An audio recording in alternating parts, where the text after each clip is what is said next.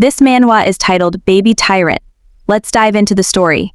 Our heroine stood by a dark cliff, arguing with her father over money. She told him she didn't have any, but he insisted that she did and was just hiding it. As he stepped closer to her, she moved back in fear, thinking that if he took her money she wouldn't be able to feed herself the next day. Just then, her father raised his hand to strike her, and she flinched, falling down the cliff. She was shocked to find herself falling off the cliff. Her life flashed before her eyes. She wondered if this really was how she was going to die, in a fight over money.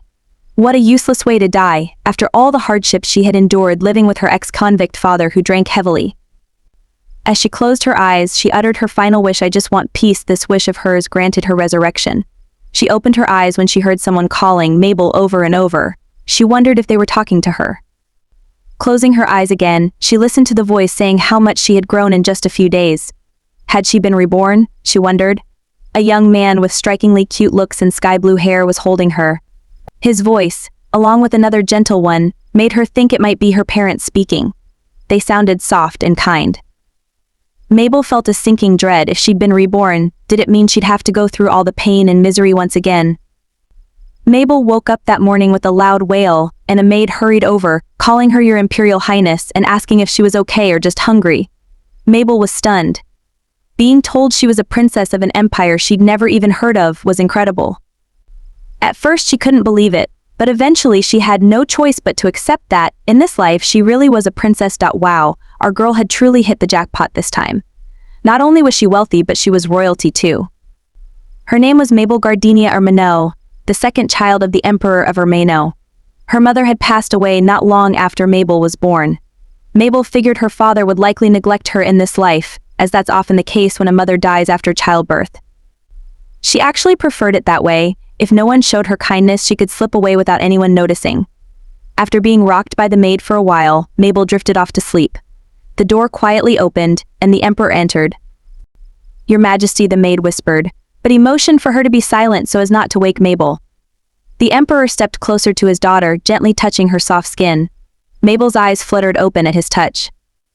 He smiled, and Mabel's eyes widened in surprise.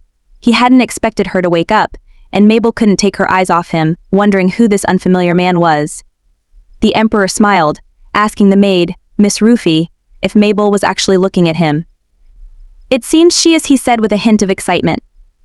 Miss Rufy chuckled. "Of course, Your Majesty, she recognizes her own father." Mabel blinked in shock. What did the maid just say, she thought. This man smiling so brightly in front of me is my father. She couldn't believe it. How could her father look so young? At first she'd assumed he was her brother. Well, the Emperor is indeed so young and handsome. His Majesty gently moved his hand towards her face, and Mabel tensed up, expecting a strike. But instead, he gently patted her head. Mabel was shocked. Why had she thought he would hit her? It was probably her past life's trauma resurfacing. His Majesty smiled and said, "It's wonderful that you've recognized your own father. If Sienna were still alive, we would have been even happier." Mabel quietly mumbled, "So my mother's name is Sienna." His Majesty smiled at Mabel and promised he'd do everything in his power to protect her. Mabel felt a strange warmth in her heart. Without thinking, she squeezed his hand. The Emperor smiled and said, "You're such a cute little baby." Mabel was embarrassed. She hadn't meant to grab his hand like that. She thought to herself that babies grab onto everything they can, so it was hard to stop herself. The idea of having a loving family was hard for Mabel to accept. It always started sweet and warm, but somehow things would turn bitter in the end, just like in her past life. With a determined expression, she decided she wouldn't expect or hope for anything from anyone. She would just live quietly until it was her time to leave. After all, she thought, in this life we're born alone, we live alone, and we die alone, right?